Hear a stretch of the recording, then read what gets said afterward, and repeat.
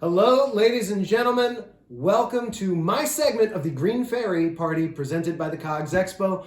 Many of you know me. I am Dr. Phil Laporta, amateur mixologist, podcaster, physics professor, but pretty much today it's the amateur mixologist. But as always, if you've joined my streams before, you know I'm not alone. Behind the camera, doing the bar backing and always helping me out, as always, my lovely wife, whom you can find as the magician's assistant, both on Facebook and on Etsy for all of your chainmail, costuming, and mask needs. I don't look good in this, so I'm not wearing it right now. Thank you, love.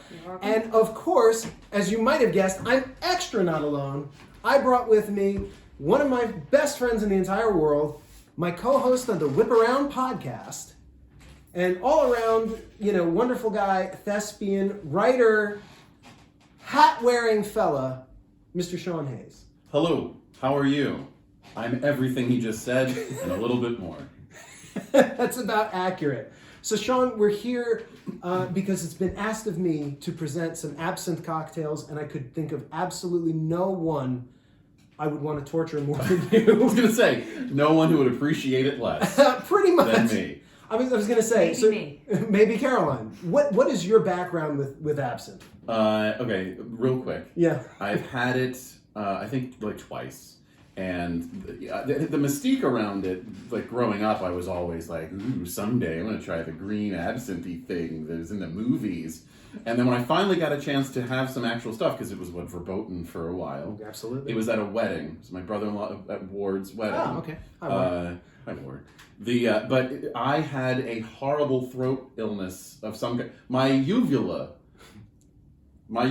shout out to the uvulas, it was coming down the head. Oh, I remember when this was happening. And it felt like I was gargling like hot gravel. So then someone was like, also, we have absinthe. I was feverish. So this was a bad time. So the first time I had absinthe, it was horrible. It was one of the worst days of my life. And then I had it some other time it must have been worse because I blocked it out, and I'm just happy to be here. So that's why I brought Shaun, because you could have me tell you what it tastes like, but to try to get someone like him... Licorice farts. There you go. So here, I want to, before we start, I'm pretty sure you know a little bit about this, but I did want to mention, I feel it would be remiss of me to not mention a little bit of the history of absinthe as we go. So Shaun, quick quiz for you. 3 main flavors in absinthe, what are they?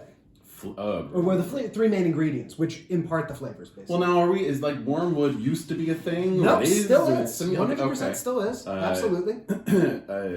Anise, I guess. Yeah, that's the second one. And well, now it's just it's just me trying to intuit it. So I'm gonna say fennel. Is that it? Fennel, yeah. Fennel's the third one. I was gonna say feet, but same difference. Sure. But those are the 3 main. It's bottled. Fennel, really? Yeah. Which is like really doubling down on the licorice. Absolutely. It's bottled anywhere between 45% and 74% AVB. This stuff is absolutely hard and harsh, and it's heavy. And also, and this is important, you mentioned this, I want to try the fancy green absinthe, right? It doesn't actually have to be green, and that's one of the most common misconceptions about it. Absinthe goes anywhere from green to clear, brown, which is the type of absinthe I have here, and also... Perfect. Yeah. And also, even there are red types. Most of the red types are flavored with hibiscus as well, but that's why. Do you know the distinctions between what's missing or not if it's clear? Or honestly, the green coloring in lower quality absinthe, green food coloring is just added. So that's part of one of the problems where it's just green for the sake of being green. Right. Sometimes you can have a green absinthe that oxidizes to brown, so that's part of it too. But again, and was also, you mentioned the wormwood. One of the other things I want to mention, and this is the scientist brain in my head, I just have to say this, it's not hallucinogenic at all. Right. In fact, the main component of wormwood that's hallucinogenic is thujone. And most absinthe that's sold in the States, I think it's required that there's no thujone in it. Yeah, that's familiar. And if you drank enough absinthe that had wormwood with thujone in it, to get hallucinating on the thujone, you'd be dead by alcohol poisoning. I was going to say, for that, you could drink wood alcohol and go, like, this is messing with my head. Absolutely. We're not here to talk history. We're here to drink. Okay? And so the first thing I want to do before I even mix anything, Caroline, can I have the just the pure absinthe, just so we can get Shaun to get a whiff of that before I mix it into anything? So Don't taste it because... okay. Do I have to twist your arm anymore? I just want to quote Hemingway on this. His thing of absinthe was opaque, bitter, tongue-numbing, brain-warming, stomach-warming, idea-changing liquid alchemy. And he had good judgment on everything. Yes, he did. And he's right on the tongue-numbing, which is why I'm saying do not taste this. Like, normally I would give you a taste of a liquor, like, straight. Yeah. It will kill everything else you taste. So, how you smelling? Which is a hell of a question. It honestly... Yeah. It smells like a scented nail polish remover. And of course, if anybody else smells it other than my buddy, I was not going to give it quite as that kind of a flair. Review. What was that? Kind of review. Yeah, you're going to get strong notes of licorice more than anything. Is what most people are going to recognize. If you told me this could remove graffiti, I'd buy it. Well, good news. It's not going to remove graffiti. You're going to drink some of it. Aren't you excited? Mm-hmm. So here's the deal. Now, we mentioned, and I'm glad you brought it up with the spoon, because that's the traditional method. Everybody knows that. But I wanted to bring a couple of different cocktails that aren't traditional for everybody to see, because we all know, put the sugar in it and drip it in. But also, number one, I'd never have you drink that. And I want to show everybody a couple of ways of easing into absinthe if you don't think you like the very strong, super forward anise flavor. And I think I don't. I'm pretty sure you don't. Yeah. So I'm going to show you a couple different preparations. And so here's where Phil stands. It says so in my script. And we're going to make the first one. And the first one is absinthe Swiss style. And it is, am I still in frame? You are very tall all of a sudden. I'm okay with being very tall. That'll be the standing. Yes. But if you stand up straight, your top of your head's going to come All right, well, I'll bend a little bit. Just Why bring me that tin. Why don't you be jaunty? Bring me the tin. I'm going to look like I'm very interested in bending over. You know what? We're keeping that. Anyway. It's convincing.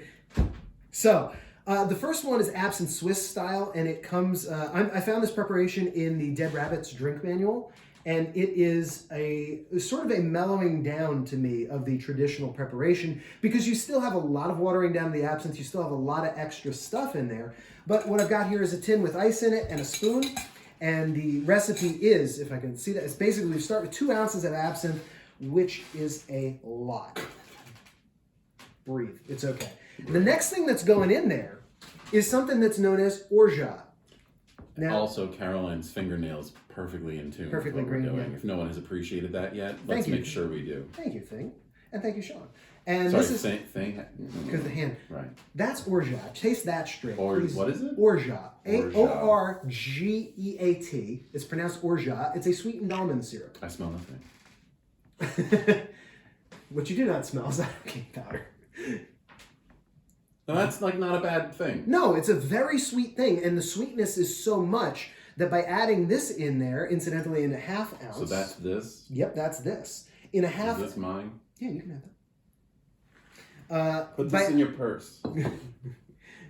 We're adding that in a half ounce, and that's going to balance that astringency with some sweetness. And now we're going to add, believe it or not, just club soda. If I can have a measuring glass, perfect. Just 4. Where's my 2 ounce mark? 2 ounces of club soda. We're just going to water it down further. It's going to give it a little effervescence. We're going to stir it up to chill it out, and we are going to present it in the traditional absinthe glass. I'm not hearing a ton of ice clacking around. Is this sort of a... Because I'm smooth. It's just... Okay, I was going to say, is that a technique thing? Yes, this is a technique thing. Or you have like 1 cube? No, I got 2 cubes in there. 2 whole cubes. 2 whole cubes. Swirl it around. And of course, remember, you're basically when you're doing these kind of mixes, chill it until you could feel the tin get cold. That's how you know you're getting that right dilution. Ooh. Chilly. And of course, I'm going to do this the fast way for time, and I'm not going to use a strainer or anything. I'm going to hold the ice back with the spoon, pour it into the glass, and you notice, yep, we've got a buttery color. And you notice that it is definitely milky. It's a little green, but again, my absinthe that I'm using here, which is Whiparound absinthe, it is not It's the color of type. peanut butter spit. Yeah. And so here is a little taste You're gonna... for you. Well, I don't mind if I. Phil told me that he's going to pour off from like the main glass. Yeah, and then in the next sentence he told me that he's going to be drinking from the main glass. Well, I'm going to pour it off for you because I know there's no way in hell. Oh, I'm not jealous. I'm just wondering how well it'll be going by the end if you're... Okay. Well, I'm not going to be taking the whole thing right now. We're doing this now? Later. Yeah, absolutely. I want to get your input, and if you have another name other than Absinthe Swiss style, because you're so damn good at naming things. Here's wormwood in your eye. To the Whiparound.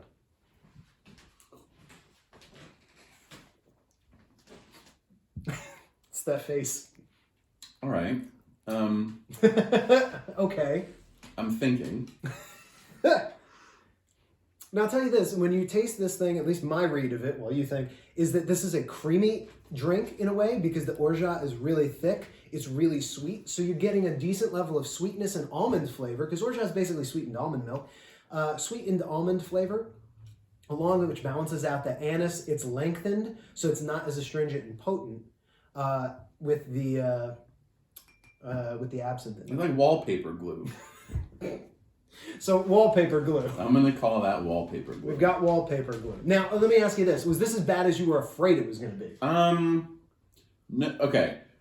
The highest compliment I can give this Yeah, go ahead. is that it is not a deal breaker. All right, listen. And you know what? Knowing him, that's fine by me. So I'll tell you what. Let's move on to another one then. You do not have to finish that. Okay. Don't worry. Now, this one is actually a cocktail that was apparently... again, attributed to Hemingway. This guy, man. This guy, man, right? This is known as, and you'll love the name though, at least, Death in the Afternoon. Thank you. Thanks, bud. That's how I do it. The name of the cocktail is Death in the Afternoon. Even a green stirrer. Yeah, I was ready for that. Death in the Afternoon, yeah. Death in the Afternoon, right? The name of the book. But the funny thing was when he wrote this one, and I found it in, what was the original attribution? It was a 1935 cocktail manual. What name, Caroline? What is it? So the Red Nose or Breath in the Afternoon. Yeah, it was one of those Okay. books. And the original preparation was... Literally a drink type book thing on named drinks, after and- a gin blossom. Yeah, and also Right. the, what do you call it? His original recipe was a jigger and a half of absinthe. That word. And that's like an ounce and a half, and that word is is so way, problematic. it is way too much. Jigger. So what I we're don't doing like is that. we're toning that down a lot because a jigger and a half would be somewhere around 2 ounces. Yeah. Way too much for a 6 ounce drink. So we got just an ounce of absinthe. You notice I'm prepping this in a champagne glass because the two other ingredients, one is simple syrup. Don't be afraid of making your own simple syrup, by the way. It's just sugar and water together. I've seen it in the store. It's ridiculously expensive. Yeah. Just boil some water, put the sugar in it, or put the sugar in the water. So this is just to sweeten it up again, to remove some of that astringency, to balance the cocktail. Now, right now, if you did nothing else, that essentially is the components of what people are The traditionally traditional, doing. and then It's- add cold water to it. Yeah. Yes, it would be very, very similar. Absolutely. And we got a little bit of champagne. Which makes me fall down. I know it makes you fall down. That's why you're only getting a little. And by the way, I know Prosecco is more popular than champagne right now. If you're using Prosecco, omit the syrup because Prosecco is much sweeter.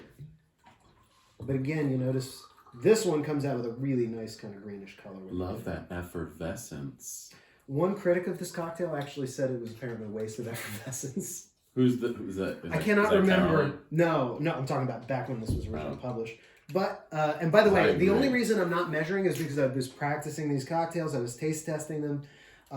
And for me, this is actually exactly 5 ounces is this glass. So basically, I've got a built-in measure here. This is going to pour horribly. But that's why we have a bar mat. What do you expect? What? I didn't say anything. I did it without spilling, too. Who needs a bar mat? There it is. So you got the bubbly now. Now, what's the current name? The current name is Death in the Afternoon. Okay, that's encouraging. Yeah. Cheers. Cilantro.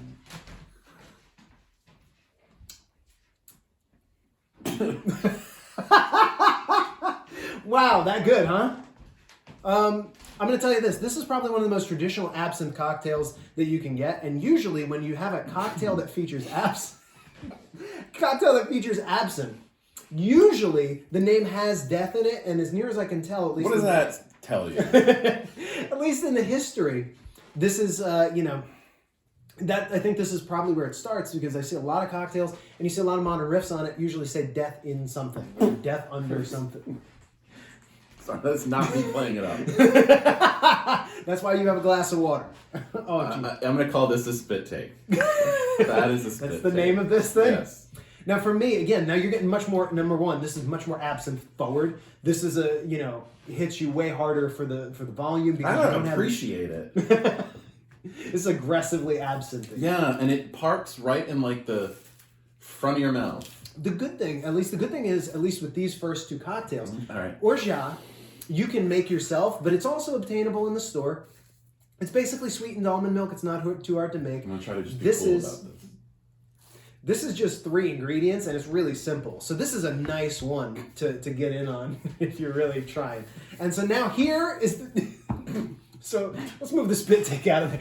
That's why we have a glass of water here for you, too. Mm-hmm. Oh, I'm so sorry. Hmm? Is that an apology for what's about to happen? No, it's an apology for what just happened. Oh. I'm actually way more optimistic about what's about to happen because the next thing is something I've been working on. And we based it off of something this else. live? No. Okay, so if I throw up, it's okay. Yeah, we'll never edit that out anyway. That's true. It's fine. So the next one is something. Ooh, we gotta move. So this is gonna be the last cocktail. What? I just realized, like, we're getting close to time. So I've got one cocktail left for you. We're on my time or their time. Yeah. I'll shut up. No, it's okay. The last one. This is something I've been working on, and it's something that has absolutely no name, but it's got that same balance where what we're looking at and what we're doing is we're trying to play off the sweetness and the acidity to balance the cocktail. Now, Shaun, there's another glass right next to you. This guy? Yeah, taste that. Caroline, bring the ingredients over here What is it? for me. We're going to start, of course, with the... How much do I have? Citrusy. Yes, it is. Thank you very much. So we've got... That's going to be an ounce of absinthe to start. That's passion fruit. I'm going to keep this. Have you ever had passion fruit before? I have. Well, now you have. Yeah, But once. just now. This is I've in... had passion fruit before. I wasn't I'm sure. a man It's of the not- world. It's not a normal thing necessarily. I've seen some bras. This is an ounce and a half of pear vodka. So it's absolute pear. This is the ounce of lime juice, freshly squeezed, please. And finally, what the hell's the last thing? Oh, right, it's the ounce of passion fruit. Yeah. I was like, wait, what am I missing? You know what? The passion fruit related to nothing. We just wanted Shaun to be happy for a second. No, Just try that candy. That's a starburst. Anyway, here's some vile crap. And so here's the deal. I was working with passion fruit for a while. The thing is, passion fruit's flavor is so strong. You put it in a cocktail, you taste nothing else. And what I started to realize was like, oh, wait a minute. You can balance the absinthe with the passion fruit because they will fight with each other and end up balancing out. You don't seem like you're buying it. I just like that you're staying in frame, and so you're mixing like Captain Morgan. I'm out of frame, I know. All right. Anyway, so... What? Nothing. Just excited. Again, too lazy for the strainer, so we do the half strain action here. Look at that. Pour you straight from the tin here. Or not. Or not. Perfect. Keep that take. I knew that was coming. There we go. And that's why the bar mats. Good grief. That's why the bar mats are. Do you have a name that you go with? That there's always that legendary drink that's like the bartender at the end of the night, just Like, like just pours the mat. Yeah, Like somebody's asking for a free one. It's like here. Yeah, do you- No, I don't have a name for All it. right. Call in. Yeah, let us know.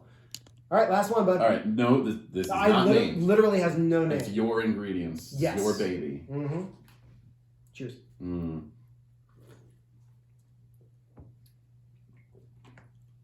Crunchy. So unfortunately, there was a little bit of ice in there. I know. He's not happy. No, hold on. While you talk, I'll think. So here's the other thing: is if you look in the flavor Bible, it turns out that anise and pears kind of match well together, which is why I went that way. Also, there's I don't like pears or anise. Oh for 2. Yeah. I didn't even know you didn't like pears. Yeah. Learned something about. Now that'll sweeten the hell out of it. And of course, remember something: when you're making any of these drinks, you've seen the recipes, you've seen the ratios. But what matters is also not just following the recipes. It matters looking at your audience and knowing what they like. And so I actually was mixing these a little bit sweeter than I was advertising. You actually just finished that once you added like a ton of sugar to it. Yeah. Yeah.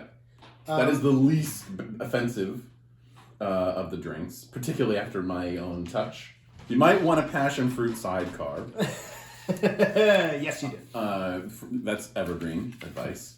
Wishful thinking. I think Wishful that is thinking! Wishful thinking. That name is going to stick, ladies and gentlemen. Listen, we're pretty much out of time, so thank you all for joining us during our part of the stream. Shaun, I want to thank you for letting me torture you. You're a wonderful sport. And where can everybody find you coming up? I know you have something coming up. At my house. No, I don't remember the opening date of the play, but because it's in April. I think it begins like the first weekend in Pennsylvania April Playhouse at the PA Playhouse. We're in rehearsals now for an amazing show Name of the called play is? Tally's Folly, not Follies.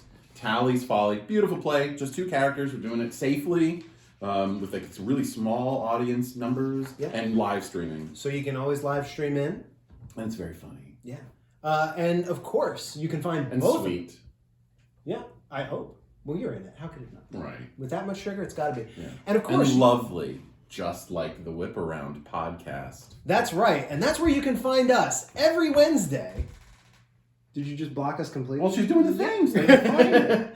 But this, you can scan that QR code or find us at the whiparoundpodcast.com. We're a weird news podcast. Yeah, Phil specializes in the scientific. Go figure. And Shaun specializes in the macabre. Go figure, somebody who would be excited about a triple murder, be into that. But you can find us every Wednesday covering weird news and current events, making you laugh, making you think. Every Wednesday morning. Yeah, we're incredibly consistent, actually. Yeah, dude. Damn right. Yeah. And then, of course, let's not forget our fantastic barback who's been handing me ingredients the entire time, ladies and gentlemen. And also the web mistress for the Whiparound podcast. The entire Whiparound is here today, basically. Yeah. The magician's assistant, both Facebook page and Etsy shop for all your chainmail, masks. Even if you have clothes you like and you don't want to get rid of, she can repair them. Broadway level abilities, folks. Meaning has worked there. And if you thought we were ever going to put these titles and these links in post, that was way too much effort for this. Yeah, No, we're way... Nah. So, I just want to thank everybody. Ooh, excuse me. There it is. That's how we start. You started that way, I'll finish that way. Mm-hmm. So again, I want to thank my buddy Shaun. I want to thank my wife Caroline. I want to thank all of you out there in television land. I couldn't resist saying it. I had a honeymooners flashback. Anyway, enjoy Slim Jim or something. enjoy the rest of the Green Fairy party. And hey, may your cogs never rust. I will see you hopefully in better times, everybody. Cheers. Brown absinthe. White, all natural white absinthe. Green absinthe. Red absinthe. It's best in show. I didn't get the reference.